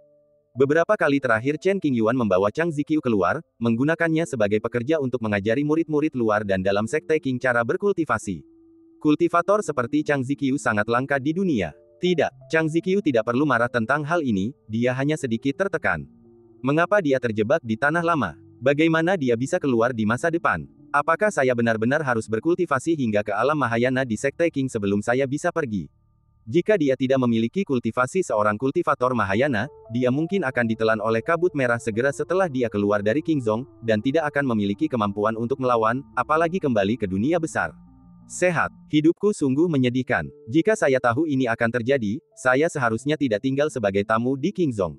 Lagi pula, saya sendiri yang membayar untuk tinggal di sana. Saya sungguh menyesal. Aku tetap bilang begitu. Kenapa kau tidak bergabung saja dengan Sekte Qing? Kita akan menjadi saudara mulai sekarang, berapapun usianya. Chen Qingyuan dan Chang Ziqiu telah bersama begitu lama, jadi perasaan mereka satu sama lain secara alami tumbuh pesat. Entah kenapa, saat Chang Ziqiu mendengar kata-kata, saudara, kelopak matanya berkedut sedikit dan dia merasa takut yang tak dapat dijelaskan. Terus terang, ketika seorang saudara dalam kesulitan, Chen Qingyuan pasti akan menjadi orang pertama yang maju tanpa ragu. Demikian pula, ketika mengkhianati saudaranya, ia tidak akan menunjukkan belas kasihan. Karena kamu mau jadi saudaraku, bukankah kamu harus mengembalikan biaya akomodasi kepadaku? Chang Ziqiu berkata dengan serius. Mendengar kata-kata, bayar kembali, Chen Qingyuan tiba-tiba menjadi serius dan berkata dengan tegas, saudara-saudara, bagaimana mungkin kita dibutakan oleh kepentingan? Janganlah kita terlalu memikirkan perasaan-perasaan kecil di masa lalu, kita harus berpikir jangka panjang dan menatap masa depan. Aku hanya seorang kultivator biasa, dan aku tidak punya banyak batu roh. Terakhir kali aku memberimu lebih dari setengah kekayaan keluargaku, dan aku sudah menghabiskan cukup banyak untuk latihan rantaiku akhir-akhir ini. Singkatnya, Chang Ziqiu sangat miskin. Ia tidak pernah membayangkan akan berakhir dalam situasi sesulit ini. Alasan ia memberi Chen Qingyuan begitu banyak batu spiritual adalah karena ia bisa dengan mudah keluar dan mendapatkan lebih banyak uang jika kehabisan uang. Kini, Chang Ziqiu terjebak di negeri lama. Belum lagi menjadi kaya, konsumsi batu rohnya setiap hari pun menjadi masalah. Hukum di tanah lama sangatlah aneh, dan energi spiritual secara alami berubah karena hukum tersebut. Oleh karena itu, tidak ada seorang pun di Qingzhong yang dapat secara langsung memurnikan energi spiritual di tanah lama, dan hanya dapat mengandalkan aset keluarga mereka yang terbatas untuk mendapatkan dukungan. Selama kamu menjadi anggota Sekte Qing, kamu akan menerima sejumlah batu spiritual setiap bulan. Chen Qingyuan tampaknya tidak memahami permintaan batu spiritual Chang Ziqiu, dan bahkan ingin memanfaatkan kesempatan itu untuk menipunya. Bagaimana, apakah kamu ingin mempertimbangkannya? Chen Qingyuan, kamu sangat pelit. Chang Ziqiu mendengus pelan, tampak dingin dan sombong. Apa maksudmu pelit? Aku cuma berhemat. Chen Qingyuan mendengus, mengambil anggur di meja dan mulai minum. Setelah itu, Chang Ziqiu juga mengulurkan tangan dan meminum anggur di atas meja. Mendeguk. Setelah minum beberapa teguk anggur, Chang Ziqiu merasa jauh lebih bahagia. Setelah minum anggurku, kau akan menjadi anggota Sekte Qing mulai sekarang. Bulan depan adalah hari bagi para murid luar untuk mencari bimbingan. Ingatlah untuk keluar dan melihat-lihat, dan berikan beberapa petunjuk kepada generasi muda. Chen Qingyuan membenarkan bahwa Chang Ziqiu telah meminum anggur itu dan tersenyum cerah. Petik 2. Entah mengapa, Chang Ziqiu merasa anggur di tangannya menjadi sangat tidak enak, bahkan tidak 1/10.000 lebih nikmat dari sebelumnya. Sebenarnya, Chang Ziqiu tidak keberatan bergabung dengan Sekte Qing. Terlebih lagi, sejak menyempurnakan Liontin Giok Warisan, ia telah menumbuhkan rasa percaya yang tak terjelaskan kepada Chen Qingyuan dan bersedia mengikutinya. Alasan mengapa saya merasa tertekan adalah karena saya merasa telah kalah. Setelah membayar sejumlah besar batu roh, ia tidak hanya tidak mendapatkan perawatan yang layak, tetapi juga dipaksa untuk mengajar murid-murid Qingzhong. Membayar uang untuk mencari seseorang yang bersedia melakukan kerja paksa tentu saja langka di dunia, bahkan mungkin mustahil. Jika aku tahu hal ini sebelumnya, aku tidak akan melakukannya sejak awal. Chang Ziqiu mendesah pelan, menyesap anggur, dan mulai merindukan kehidupan yang bebas dan tanpa kendali. Gratis dan mudah, tanpa batasan apapun. Dunia ini luas, biarkan ia berkeliaran dengan bebas. Seperti harimau yang terperangkap, dia mendesah ke langit. Setelah mengucapkan selamat tinggal kepada Chang Ziqiu, Chen Qingyuan langsung pergi ke istana. Di ujung istana, ada tripod hitam setinggi 10 kaki. Sejak Black Cauldron menyelesaikan misinya, kecerdasannya telah rusak, dan beberapa retakan baru telah muncul di tubuhnya, membuatnya tampak sangat menyedihkan. Saat ini saya tidak punya banyak sumber daya untuk memperbaikinya, maaf. Chen Qingyuan dengan lembut menyentuh tripod hitam itu, wajahnya serius, dengan sedikit permintaan maaf di matanya, dan berkata dengan lembut. Perbaikan internal rantai adalah masalah besar di Kingzong, jadi bagaimana mereka bisa memiliki kemampuan untuk merawat kuali hitam? Kecerdasan tripod hitam tertidur lelap dan tidak dapat menanggapi Chen Qingyuan. Berkat kamu kali ini, kalau tidak, Kingzong pasti akan terus-menerus tertimpa masalah dan tak akan ada kedamaian sehari pun. Chen Qingyuan berjanji, ketika aku menemukan sumber dayanya, aku pasti tidak akan melupakanmu. Energi spiritual negeri lama tak termurnikan, dan sumber daya sekte semakin menipis setiap hari. Berdasarkan situasi saat ini, saya khawatir sekte ini hanya bisa bertahan paling lama 1 tahun. Sedih sekali, para pemimpin puncak sekte King mengambil semua aset keluarga mereka tanpa ragu. Meski begitu, itu hanya setetes air dalam lautan dan tidak dapat menyelesaikan masalah mendasar.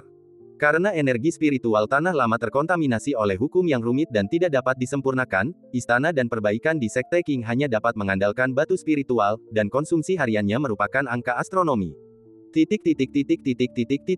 Di belakang gunung, di bawah pohon yang menjulang tinggi, meja dan kursi batu, dan aroma teh. Lin Changsheng dan Chen Qingyuan duduk berhadapan, mengobrol tentang penempatan Kingzong selanjutnya dan rencana masa depan. Adik muda, langkah ini tepat untukmu. Pindah ke tanah asal berarti kau tak perlu khawatir diganggu oleh berbagai kekuatan. Namun, masalah sumber daya batu roh adalah masalah besar. Akhir-akhir ini, Lin Changsheng tengah memikirkan cara mendapatkan batu roh agar setiap orang di sekte bisa berlatih. Selain itu, Lin Changsheng juga ingin mengetahui aturan-aturan aneh di tanah lama dan melihat apakah ada cara untuk memulihkan energi spiritual menjadi normal sehingga sekte King dapat berkembang dalam jangka panjang. Sayangnya, dengan kemampuan Lin Changsheng, hal itu mustahil dilakukan. Jika dia tidak berani dan berhati-hati, dia pasti akan dibalas oleh hukum bumi lama. Setelah mempelajari pelajarannya, Lin Changsheng menjadi sangat takut hingga dia tidak berani mempelajari energi spiritual bumi tua lagi. Tanah tua adalah peninggalan zaman dahulu. Dengan energi spiritual yang begitu melimpah, pasti ada urat-urat spiritual di banyak tempat. Jika kita dapat menemukan tempat-tempat dengan urat-urat spiritual dan mendapatkan lebih banyak sebagai fondasi, energi spiritual akan terus dihasilkan selama proses kultivasi. Untuk merelokasi sekte tahun itu, seluruh urat nadi spiritual Kingzong diinvestasikan di dalamnya, dan Chen Qingyuan juga meminjam sumber daya dari banyak orang kuat. Beberapa batu roh yang tersisa dibagikan kepada semua orang. Jika seseorang dapat memperoleh lebih dari 10 urat nadi spiritual terbaik, menyatukannya ke dalam bintang yang dimiliki Sekte King, dan membentuk formasi besar, energi spiritual akan dapat bersirkulasi, yang akan cukup untuk mempertahankan kultivasi sehari-hari. Terlalu berbahaya jika menganggap enteng risikonya. Bukannya Lin Changsheng tidak mempertimbangkan untuk menjelajahi tanah leluhurnya, tetapi ia belum melakukannya. Bukannya ia takut mati, melainkan karena Sekte King perlu tetap stabil untuk sementara waktu dan tidak ingin memulai perang. Menjelajahi urat-urat spiritual jelas bukan sesuatu yang bisa dilakukan segelintir orang, sejumlah besar orang harus diutus. Murid biasa tidak mampu menjadi anggota sekte bumi tua, setidaknya, mereka harus menjadi murid inti atau tetua. Jika para pemimpin tingkat menengah dan tinggi Kingzong ditelan oleh hukum bumi lama, konsekuensinya tidak akan terbayangkan.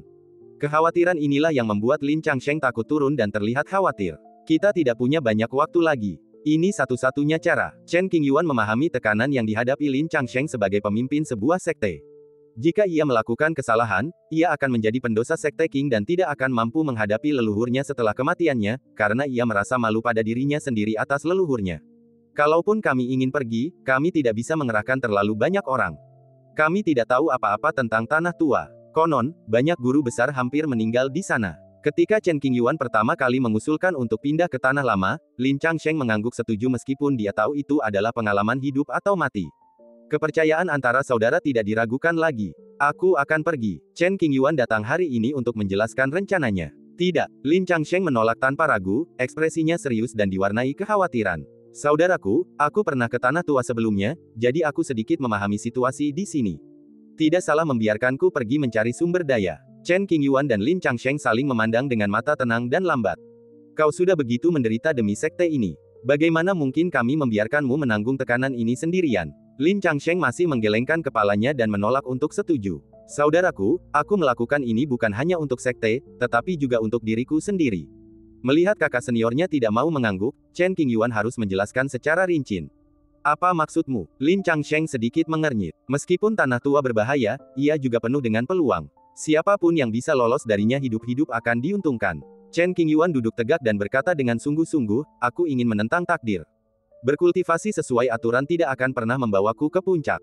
Hanya dengan merangkul bahaya dan berusaha menciptakan sesuatu yang baru, barulah ada harapan. 3 ramuan suci, tulang akar tertinggi. Hal ini memang memberi Chen Qingyuan bakat yang tak tertandingi, menjadikannya orang paling kuat di dunia.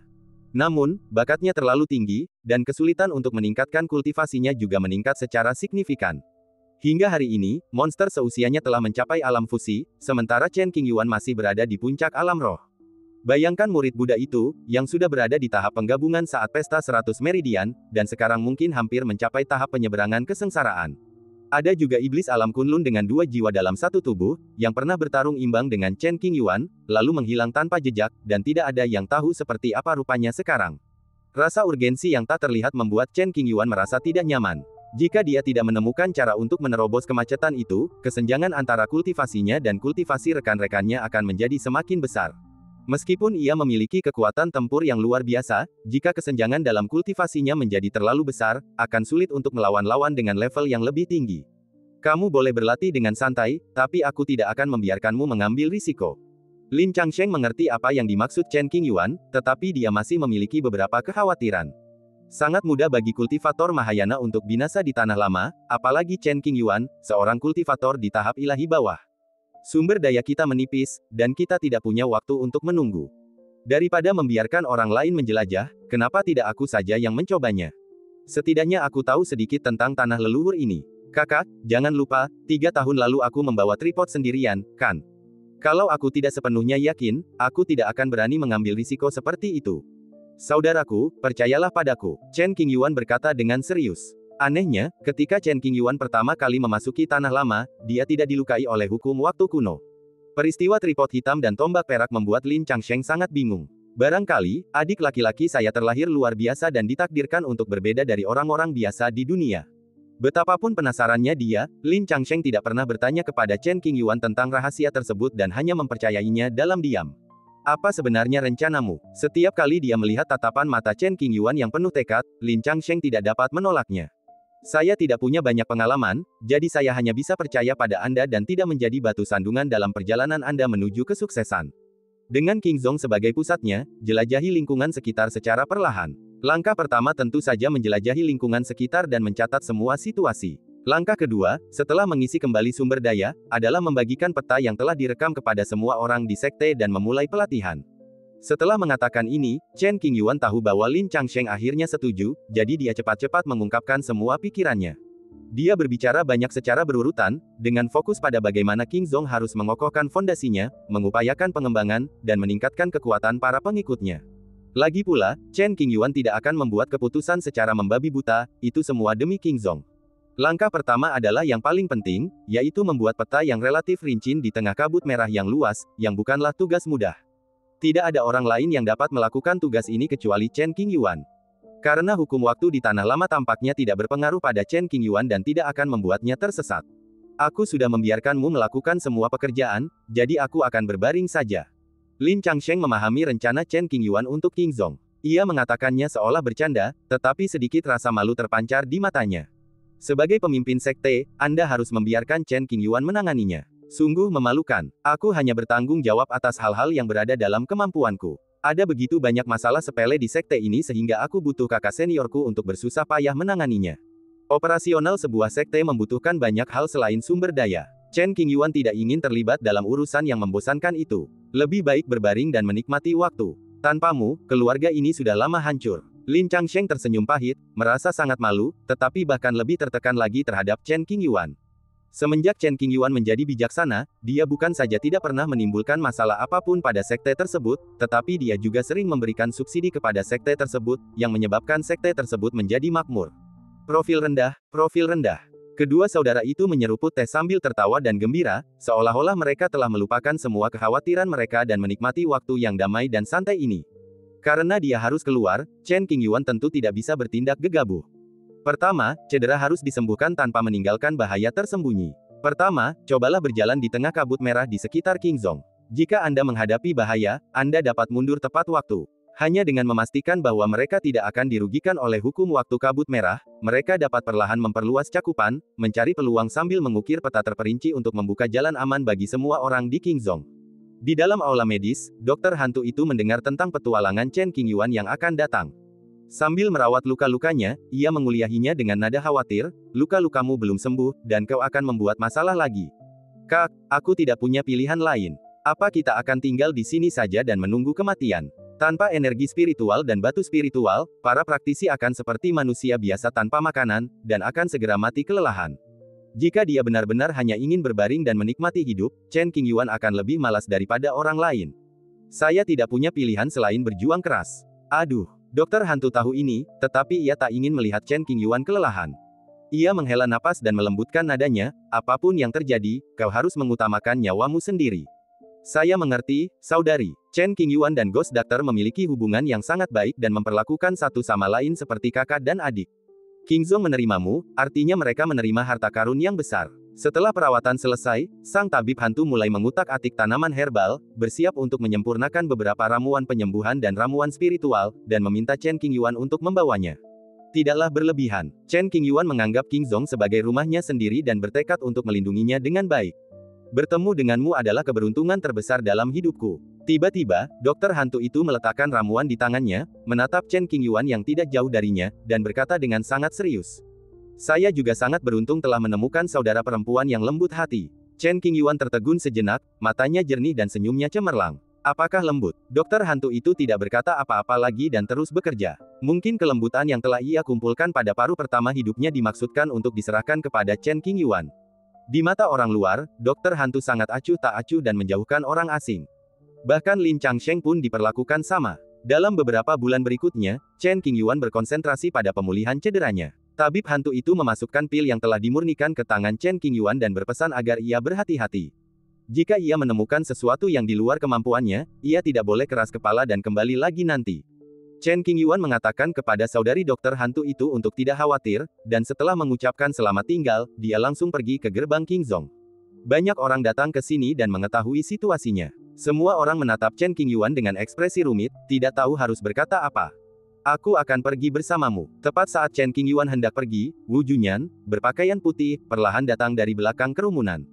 "Dan aku." Detik berikutnya, Chang Ziqiu, berpakaian hitam, datang sambil membawa pisau. Dilihat dari posturnya, ia siap mengancam Chen Qingyuan dengan pisau jika ia tidak mengajaknya jalan-jalan. Semua orang memandang Wu Junyan dan Chang Ziqiu, tampak ingin mengatakan sesuatu tetapi menahan diri. Beberapa hari yang lalu, di bawah pengaturan Chen Qingyuan, Chang Ziqiu resmi menjadi sesepuh tamu Sekte Qing dan diberi status yang memadai. Mengingat bakat dan kekuatan Chang Ziqiu, wajar saja jika ia tidak cocok menjadi murid. Terlebih lagi, Chang Ziqiu memiliki spesialisasi seni bela diri, dan ia mewarisi seni tersebut dari leluhurnya, sehingga tidak ada seorang pun di Sekte Qing yang memenuhi syarat untuk mengajarinya. Itu tidak benar. Tetua Agung Fang Qingyun merasa khawatir dan berbicara. Setelah beberapa kali mencoba, Chen Qingyuan berjalan di kabut merah dekat Kingzong dan tidak menemui bahaya apapun. Hal ini membuat para pemimpin senior Kingzong mengangguk setuju dan kekhawatiran mereka pun berkurang. Jika Wu Junyan dan Chang Ziqiu pergi bersamanya, jika mereka menghadapi bahaya, konsekuensinya akan menjadi bencana.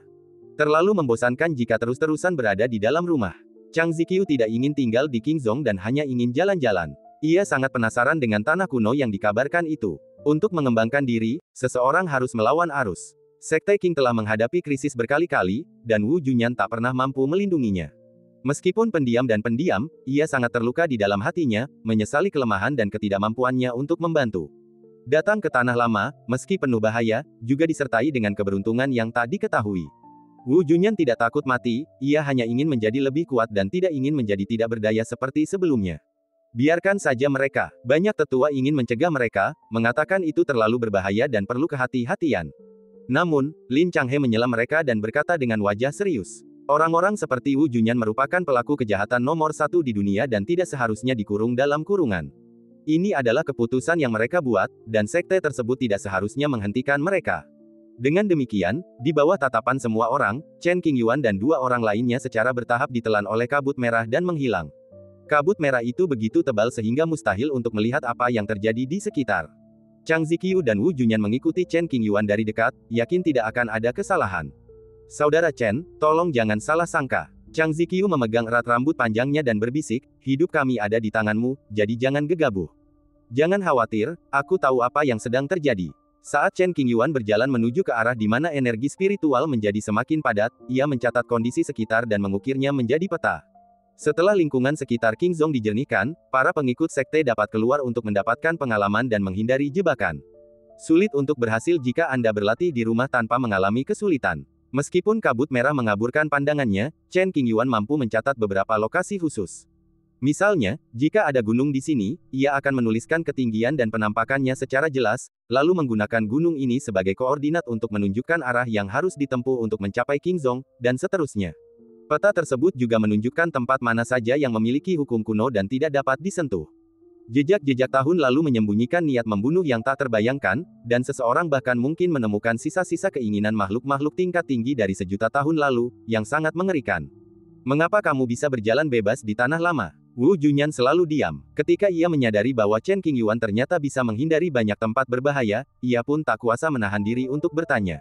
Mungkin aku anak takdir. Chen Qingyuan menjawab lembut dengan nada humor. Saya percaya itu. Setelah merenung sejenak, Wu Junyan mengangguk berat. Aku juga percaya, kata Chang Ziqiu dengan sungguh-sungguh, seorang penjahat sepertimu belum pernah tercatat dalam kitab-kitab kuno. Tak berlebihan jika kukatakan kau adalah anak takdir dalam kehidupan ini. Aku cuma omong kosong, dan kalian benar-benar percaya. Chen Qingyuan merenungkan masa lalu dan memandang rendah dirinya, kalau aku benar-benar putra takdir, kenapa Tuhan hanya diam saja saat aku terancam bahaya kematian? Ini, keduanya saling berpandangan, tidak dapat menjawab. Yang disebut anak takdir adalah mereka yang diberkati oleh surga, dengan kehidupan yang lancar dan sedikit rintangan. Jika mereka menghadapi bahaya, surga pasti akan melimpahkan rahmat dan membantu mereka melewatinya. Chen Qingyuan mengalami masalah, tetapi langit tidak pernah menunjukkan belas kasihan dan bahkan hampir menurunkan guntur sebagai hukuman. Energi spiritual di depan sangat kaya, mari kita pergi dan melihatnya.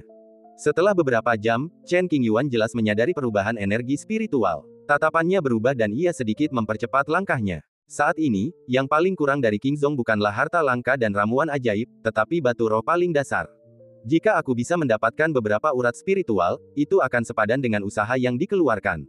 Sejak zaman dahulu, peluang selalu disertai dengan bahaya. Saat kami mendekat, kabut merah di sini menjadi kurang tebal dan lebih tipis. Apa yang terlihat adalah area luas yang hancur. Ribuan gunung yang runtuh tertumpuk menjadi satu, dan di antara reruntuhan itu terdapat beberapa bangunan kuno yang dalam kondisi rusak. Di masa lalu, tempat ini mungkin merupakan markas suatu sekte tertentu, atau kota kuno yang makmur di Gunung Peri. Melihat sekeliling, ada pemandangan tandus yang meliputi area seluas ratusan ribu meter persegi. Sunyi dan menakutkan. Chen Qingyuan dan yang lainnya berdiri di tempat mereka, tidak berani menyelidiki lebih jauh untuk saat ini, karena takut menyentuh hal-hal tabu yang tidak diketahui. Pasti ada banyak batu roh di daerah ini. Hal ini dapat dinilai dari kekayaan energi spiritual, dan tidak ada kesalahan. Setelah sejuta tahun, jika memang ada batu roh, itu jelas bukan benda biasa. Aku khawatir itu sudah menjadi roh.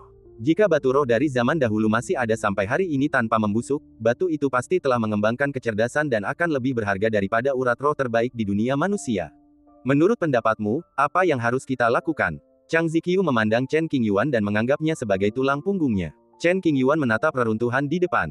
Tidak ada jejak kabut merah di dalamnya, jadi itu pasti sesuatu yang istimewa. Setelah merenung cukup lama, ia berkata dengan suara berat, tujuan kita adalah sumber daya urat spiritual. Karena sekarang mereka ada di sini, tidak ada alasan untuk pergi. Kalau begitu, masuklah dan lihatlah.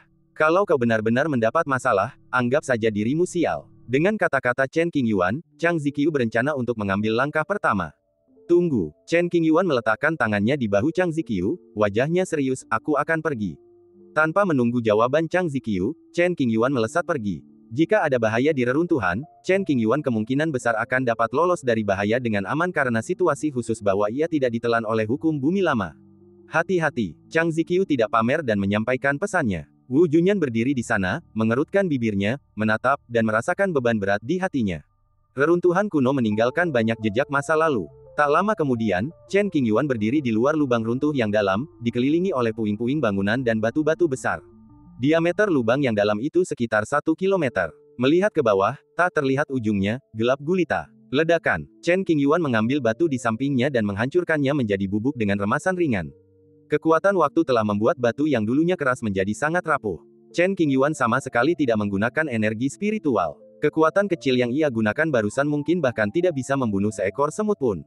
Kemudian, Chen Qingyuan menjelajahi berbagai tempat di reruntuhan, tetapi tidak menemukan harta karun atau apapun. Semuanya hanyalah sampah tak berguna, seolah-olah terbuat dari kertas. Apakah ada sesuatu yang tersembunyi di bawahnya? Setelah berputar-putar, saya kembali ke lubang dalam tempat saya memulai. Saat rasa ingin tahunya tumbuh, Chen Qingyuan melemparkan sebuah batu besar ke dalam ruangan. Batu besar itu jatuh ke dalam lubang yang dalam, dan tidak terdengar suara jatuhnya. Selain itu, Chen Qingyuan juga mencoba menggunakan indera spiritual atau ilmu Tao untuk menjelajahinya, tetapi seolah-olah ada kekuatan tak dikenal yang menghalanginya, dan ia tidak menemukan apapun. Tidak ada bahaya untuk saat ini, kemarilah. Chen Qingyuan mengirim pesan kepada Chang Ziqiu dan Wu Junyan yang berada di dekat reruntuhan. Kedua pria itu berdiri di udara dan datang dengan cepat. Apa yang kamu temukan? Chang Ziqiu bertanya. Lubang ini tidak benar. Setelah menghabiskan beberapa waktu, Chen Qingyuan mengunjungi banyak sudut reruntuhan, dan hanya lubang dalam ini yang aneh. Energi spiritualnya tampaknya berasal dari sini. Energinya sangat murni, tanpa kotoran apapun. Wu Junyan merenung. Benar, Chang Ziqiu mengangguk sedikit. Kemungkinan besar ada urat spiritual di sana, tapi situasinya tidak serius, jadi jangan pertaruhkan nyawamu. Chen Qingyuan mencoba berbagai cara untuk menjelajahi lubang yang dalam itu, tetapi tidak berhasil, dan alisnya sedikit berkerut. Semua energi spiritual di sekitar sini berasal dari sini. Jika kita ingin menemukan jalur spiritual lain, itu akan sangat sulit. Yang terpenting adalah waktu kita hampir habis. Tanpa batu roh dan energi spiritual, seorang kultivator akan perlahan mati, tidak mampu mempertahankan tingkatan alamnya saat ini. Paling baik, tingkatan alamnya akan menurun secara bertahap, dan paling buruk, energinya akan mengering dan mati. Jangan terburu-buru masuk ke lubang yang tidak diketahui ini. Menemukan batu roh itu penting, tetapi keselamatan Anda sendiri harus diutamakan. Chen Qingyuan tidak ingin menjelajahi lubang yang dalam di sini, jadi ia memutuskan untuk mengambil jalan memutar dan pergi ke tempat lain untuk menyelidiki. Tanah kuno itu sangat luas, dan terdapat banyak area dengan urat spiritual. Ia tidak perlu mempertaruhkan nyawanya. Seperti katamu, Chang Ziqiu dan Wu Junyan tidak keberatan. Tepat saat ketiganya hendak mengubah arah, Chen Qingyuan tiba-tiba berhenti dan ekspresi aneh muncul di wajahnya. Ada apa? Wu Junyan adalah orang pertama yang menyadarinya. Ia menoleh dan menatapnya, dengan kekhawatiran terpancar di kedalaman matanya. Chen Qingyuan tidak mengatakan apapun untuk saat ini, tetapi malah mengalihkan pandangannya ke lubang dalam yang tidak jauh dengan tatapan rumit di matanya. Samar-samar, Chen Qingyuan seperti mendengar suara aneh yang menuntunnya ke dalam lubang yang dalam. Adapun dari mana suara tak dikenal itu berasal, Chen Qingyuan tidak tahu. Aku memeriksa liontin giok yang kubawa dan ternyata sangat senyap. Entah kenapa, pemandangan dari terakhir kali aku memasuki tanah lama muncul di depan mataku, dan aku melihat Kaisar kuno Taiwei berdiri di antara awan. Karena ingatannya yang samar, Chen Qingyuan tidak dapat melihat wujud asli Kaisar kuno Taiwei, hanya punggungnya. Mungkinkah itu petunjuk dari Kaisar kuno? Chen Qingyuan tidak yakin, tetapi kemungkinannya sangat tinggi. Namun, ia bingung, mengapa kehendak Kaisar kuno, yang masih ada di negeri lama, membimbingnya maju. Dia merenung cukup lama, tubuhnya tak bergerak, seakan membatu. Saudara Chen, tidak, Chang Ziqiu takut Chen Qingyuan dirasuki roh jahat, jadi dia bergegas membangunkannya. Tidak, Chen Qingyuan perlahan tersadar dan menggelengkan kepalanya. Bagaimana Anda menjawab? Wu Junyan bertanya lagi. Saya pikir kita bisa masuk dan melihatnya. Menatap lubang yang dalam, Chen Qingyuan berbicara terus terang. Mengapa kamu tiba-tiba berubah pikiran? Wu Junyan ingin tahu jawabannya. Jika aku bilang ini mungkin takdir, apakah kau akan mempercayainya? Chen Qingyuan tidak tahu bagaimana cara mendeskripsikan suara pemandu yang aneh itu. Surat, jangan tanya, kalau aku tanya, aku percaya padamu. Mereka berdua sangat percaya pada Chen Qingyuan dan tidak memiliki keraguan apapun. Baiklah, kalau begitu mari kita masuk. Setelah kembali ke puncak lubang yang dalam, Chen Qingyuan tidak lagi takut kali ini, melainkan menantikannya. Ia percaya pada suara hati nuraninya, seperti saat pertama kali ia mengangkat tripod menuju tanah kelahirannya, jalannya mulus dan tak ada halangan apapun yang ditemuinya. Bahkan jika sesuatu benar-benar terjadi, Chen Qingyuan masih memiliki manik-manik Buddha tertinggi dari agama Buddha, yang seharusnya dapat melindunginya. Selama pertempuran Qianzong, manik-manik Buddha belum memulihkan kekuatan Buddha yang telah dikonsumsinya, sehingga tidak berguna. Bahkan sekarang, manik-manik tersebut masih belum pulih ke keadaan semula, tetapi seharusnya tidak ada masalah bagi mereka untuk melindungi Chen Qingyuan dan yang lainnya. Itu berhasil, asalkan Anda tidak menghadapi keberadaan yang menakutkan. Memanggil. Setelah mempersiapkan diri secara mental, mereka bertiga perlahan turun dan perlahan ditelan oleh kegelapan lubang itu. Ikatan energi spiritual menghubungkan Chen Qingyuan dan yang lainnya untuk mencegah mereka terpisah. Saat itu gelap gulita, kesadaran mereka tertekan, dan ketakutan terhadap hal yang tidak diketahui mulai mengikis jiwa mereka. Berdengung. Untuk memastikan keamanan, Chen Qingyuan mengeluarkan manik-manik Buddha dan memegangnya erat-erat di telapak tangan kanannya. Cahaya keemasan samar dari manik-manik Buddha hanya dapat menerangi area seluas 3 meter. Semoga saja aku tidak salah. Dilihat dari kekuatan yang terkandung dalam tasbih Buddha, kemungkinan besar tidak akan bertahan lama. Dengan munculnya seberkas cahaya keemasan, meski ketiga orang itu tidak tahu apa yang ada di ujung lubang yang dalam itu, mereka merasa sedikit terhibur di hati mereka dan tidak lagi merasakan kegelisahan yang mereka rasakan di awal. Mengapa kamu belum sampai ke dasar? Setelah setengah jam, Jubo masih belum turun ke ujung lubang, yang membuat semua orang merasa sangat bingung dan terlalu aneh. Kedalamannya setidaknya 1000 kaki, turunannya tidak cepat dan tidak lambat. Menurutmu, disinilah kita akan dimakamkan. Chang Ziqiu mengatakan sesuatu yang tidak pantas.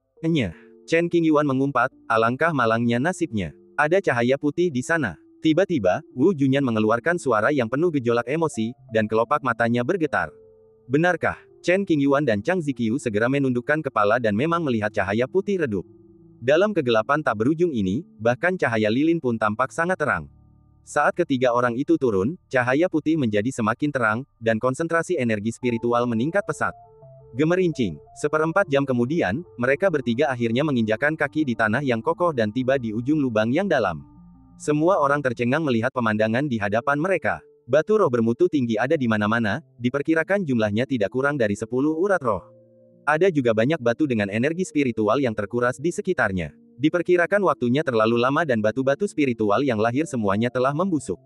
Saya telah menghasilkan banyak uang. Chen Qingyuan mengambil batu roh, yang sebesar telapak tangan dan bening serta transparan. Tampaknya ada setetes air yang menggantung di tengah batu roh, murni dan jernih, memantulkan wajahnya sendiri. Bukankah ini batu roh bermutu tinggi? Chen Qingyuan mengeluarkan batu roh kelas atas dari cincin Sumeru. Batu itu tampak sama dengan batu roh di lubang yang dalam, tetapi sebenarnya sedikit berbeda. Tempat yang paling jelas adalah setetes air di dalam batu roh. Setiap batu spiritual di lubang yang dalam itu mengembunkan setetes cairan spiritual, yang nilainya jauh melampaui batu-batu spiritual di dunia sekuler. Ledakan. Untuk memverifikasi tebakannya, Chen Qingyuan menghancurkan batu roh yang berisi cairan. Energi spiritual murni mengalir ke arahnya, mengejutkan pikirannya. Dibandingkan dengan batu roh kelas atas biasa, cadangan energi spiritualnya lebih dari 10 kali lipat. Wu Junyan merasa takjub. Ini pertama kalinya aku melihat ini. Tenggorokan Chang Ziqiu berguling dan matanya dipenuhi kegembiraan. Apa yang kau lakukan di sana? Ayo mulai menggali. Setelah mengatakan ini, Chen Qingyuan mulai bergerak tanpa ragu-ragu. Di ujung lubang yang dalam, batu-batu roh berharga berserakan di mana-mana. Tanpa mempedulikan penampilan mereka, mereka bertiga dengan cepat menggali dan memasukkannya ke dalam cincin sumi masing-masing. Ledakan. Tiba-tiba, tanah mulai bergetar dan dinding di sekitarnya mulai runtuh. Sebuah pintu batu setinggi sekitar 3 meter muncul di sisi kiri Chen Qingyuan dan yang lainnya. Pintu itu diukir dengan pola-pola kuno yang rumit dan sulit dipahami.